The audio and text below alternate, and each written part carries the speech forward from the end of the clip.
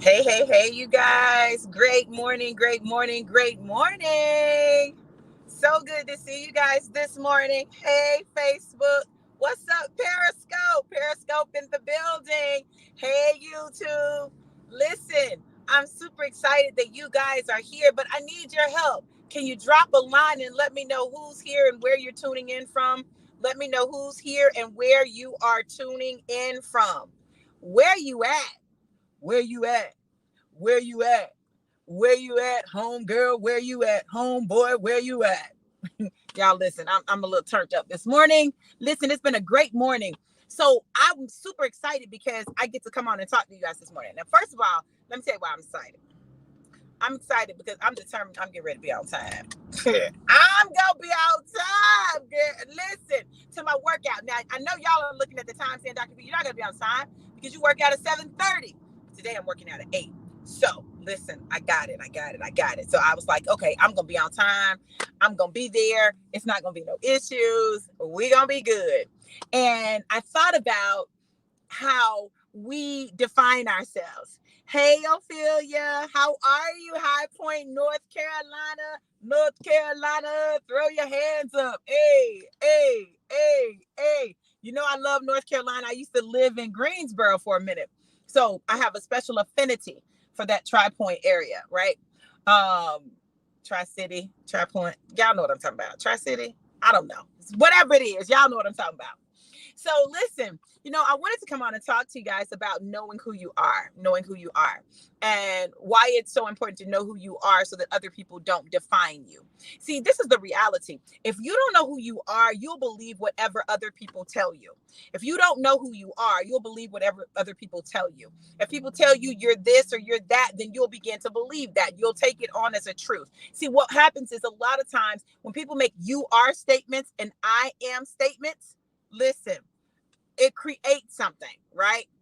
I'm doing great, Ophelia. I'm doing great. So listen, this is what I had to learn.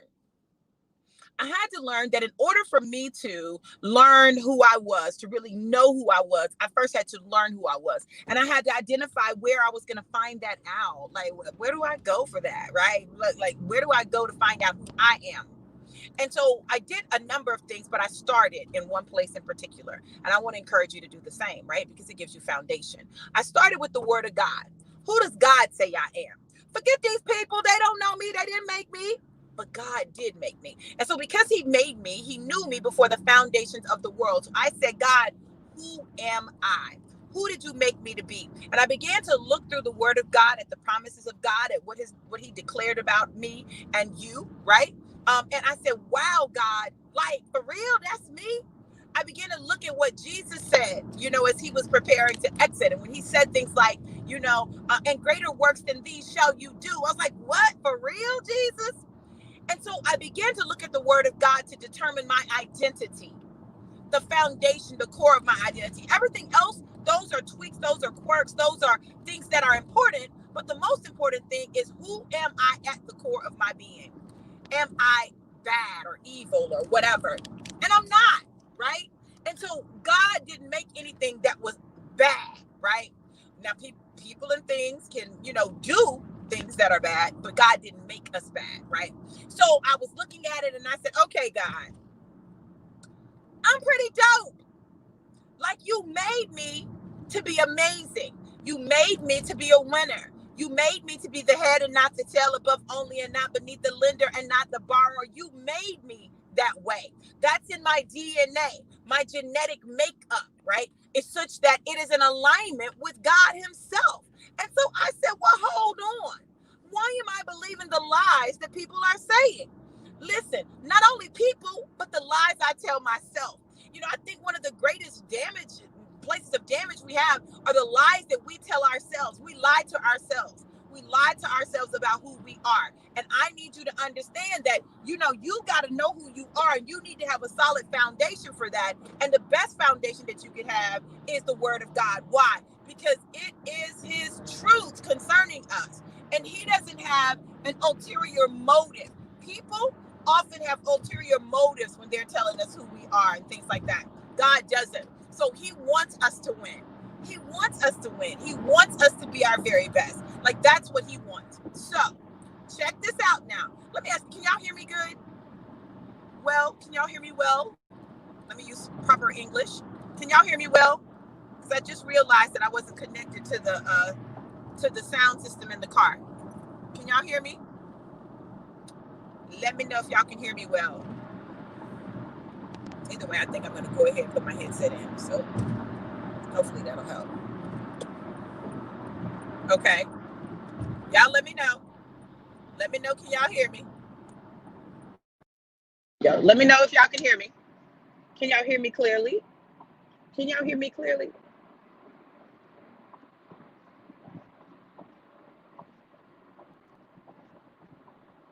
Okay, good. Awesome. So now that's the first piece. I started my knowledge of self with the word of God, right? Because I felt like that was core, right? That was core. Then after the word of God, then I took some personality assessments, right? Because I think a lot of times people make us think we're crazy because we are a certain way when it is just it's our personality. Now, I'm not saying your personality defines you, but I'm saying that it does give you some indications, okay? So I had to check out my personality. And I use a few tools, right? One of which is 16personalities.com, learn my personality type. And it was spot on. And I was like, wow. And I realized and discovered that I was part of 2% of the population with that personality type. Pretty rare, right? All right. And then I looked at my learning style, my love language. I wanted to see what those things are. And those are some key things that I felt like were important. So when I learned my love language, it made some things make sense for me. I was trying to figure out why in relationships I would be frustrated when certain things didn't happen. Well, it's because my love languages. My love languages happen to be words of affirmation and physical touch. Listen, I need you to tell me and I need you to touch me. Okay. And when I say touch, I don't mean necessarily in a sexual way, but I mean just I like touch. I'm a touch the hands, hug, that kind of person. That's who I am, right? I'm that person. I'm going to hug you and you're going to know that you've been hugged, right? You're going to know that you have been wrapped in the arms of a mother, right? That's just me. I'm going to hug you until you take that breath. I just need you all to understand that. And in that way, you need to know that God is absolutely working and moving in your life, right? So when you know your love language, when you know who you are, when you know what you need, then you know that you can have expectations and you can begin to look at things a little differently. So knowing my love language, I know I need someone who tells me that they love me in my life. Like I need someone that's going to just hold my hand. I need someone that's going to just hug me, just wrap me up in a bear hug, pick me up off the floor. Pick me up off the floor, honey. Make me feel small, okay? You know, that makes a difference in my life. So you know these things about you, and then you won't allow other people to make you feel like something is wrong with you for wanting certain things, for wanting those words of affirmation, for wanting that physical touch. Now, those are very small things, but they're big things in that they help to reaffirm who we are to ourselves. And so that becomes key. It becomes important. Now, this is the next thing. Now, I know that there are going to be people who are going to disagree with me. They're going to say it's heresy. They're going to say that it opens gateways. They're going to say all of these things. And I get it. I get what you're saying. But I'm talking about me. I'm just talking about me, how I got to know myself. The other thing that I did was I checked out my sign, my astrological sign. And I'm going to tell you why. God created the sun, the moon, and the stars. He did it to give us patterns, right? Everything God did was strategic, and He works in patterns and numbers and things like that. Now, what people do with it, that's a different story. It's like the prophetic gift. The prophetic gift and the psychic gift are very similar, but they're used differently, and the root is different. Okay. So I'm just telling you, but the gifting is the gifting. Okay. So when people say that they're psychics, they're normally prophets who have had a bad experience in the church and with religion, and they've gone into just the natural realm. I'm just saying, don't shoot the messenger. I'm just telling y'all. So what I did was I had to look at my astrological sign and what are the things about my sign, right? About, you know, when I was born that create certain behavioral patterns. And then once I understood, okay, I'm a Leo. Leos are like that. Yeah, that's me, right? And then I could see what those areas were that I might need to adjust. You understand? So I don't use anything just to predict who I am. I use things to understand why I may do what I do, to give me explanation, and then I make adjustments, right, where necessary. As a Leo, I know Leos tend to be, we're a little bossy. I'm bossy, as a matter of fact, bossy, controlling, those are negative things, right? But you know, when we love you, we love you. When we ride for you, we ride for you, like all of that. But I know that I can have control issues. I can have issues with bossiness. And so what I have to do, what I chose to do, was use that knowledge to help me to adjust, to help me to adjust, to help me to adjust how I move, to help me to adjust how I interact with people, to help me, right? So it doesn't determine anything, but it does help me to understand some things about me. And so when I began to act certain ways, I'm like, oh, hold on, let me check that, right? So all of these things are simply tools, tools to help me know me. Even in my past relationships, exiting relationships and going through, I have to check, okay, so what happened here? What was going on here? And a lot of times, this was interesting on my YouTube when I talked about Kevin Samuels. Baby, let me tell y'all something. They came for you, girl. Oh, they came for me hard. If y'all haven't seen that video, go to my YouTube channel, Dr. V Walters. Go to my YouTube channel and check it out. And I want y'all to comment, like it, and comment. They say, oh, you got more dislikes than like. Y'all need to go over there and like that, okay? All of y'all that watch me over here, go over to YouTube, subscribe to my YouTube channel, and like that video about Kevin Samuels. Because listen, they came for you, girl, right? So they're talking about, oh, you should have learned after your first marriage. And you da, da, da, da, da. Listen, let me tell y'all something. I know all the woulda, coulda, shouldas. But listen, can I tell you that life is life? And you don't always learn after one experience of something. It doesn't work like that for everyone. For me, it didn't. For me, I was holding out hope, right? But then I finally got it. I finally got what the problem was. And the problem was, like, I want to save everyone. I do. I want to save everyone. I have had a Messiah complex. The Messiah complex is when you want to save everyone. In men, it's called Captain Save-A-Ho, right? Like you want to rescue every woman, right? Like you know that you're not going to be able to, but you want to rescue her, right? And really what it is that you have a desire to see people win.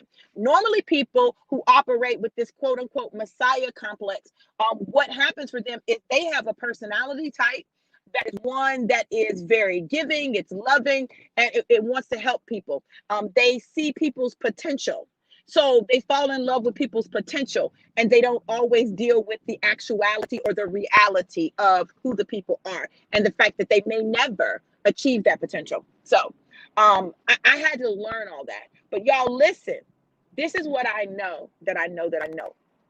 I will never, and I want y'all to hear me, ever allow anyone to make me feel ashamed or bad for my journey. My journey is just that, it's mine, right? And it shouldn't bother you greatly, okay? But if it does, that has nothing to do with me and everything to do with you.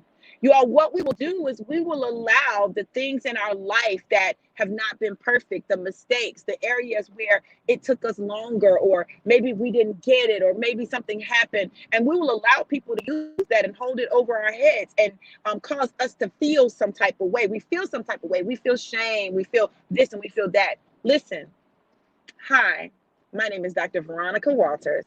Everybody calls me Dr. V. I've been married 5 times. I have 7 children and I have 7 grandchildren. And what? I am 54 years old. I weigh 168 pounds. What? Listen, y'all, stop allowing people to use stuff against you. Like when you begin to take control of your life and your identity, then you'll take away the power of other people to begin to use that stuff against you and make you feel some type of way. You're not going to make me feel some type of way about my weight, about my age, about how many children I have, about how many times I've been married, about my decisions, about my choices.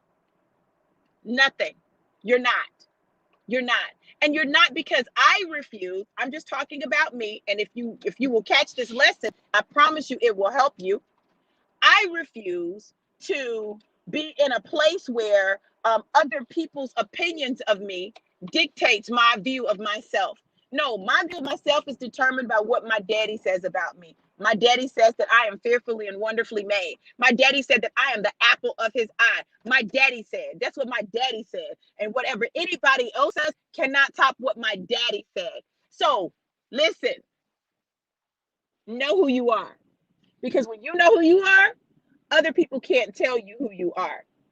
And listen, I'm doing all of this talking, y'all, and I really had planned to make a stop on my way to work out. And I done got sidetracked talking to y'all, honey. Listen, y'all got me all excited and stuff. I'm all in the spirit of God. Y'all listen, control that. Control that. You got too much greatness in you to allow other people's opinions to dictate how you see yourself. Don't do it. You're greater than that. Listen, I love you guys to life and life more abundant. Know you, and everything else will come into alignment. And you won't let people make you feel some type of way about who you are. You are amazing. You are incredible. You are loved. You are the apple of God's eye. Listen, you got people who are rooting for you, that are cheering for you. If nobody's told you today, you the bomb.com. Baby, you got this. Go get it. I love you guys. Be blessed. Mwah.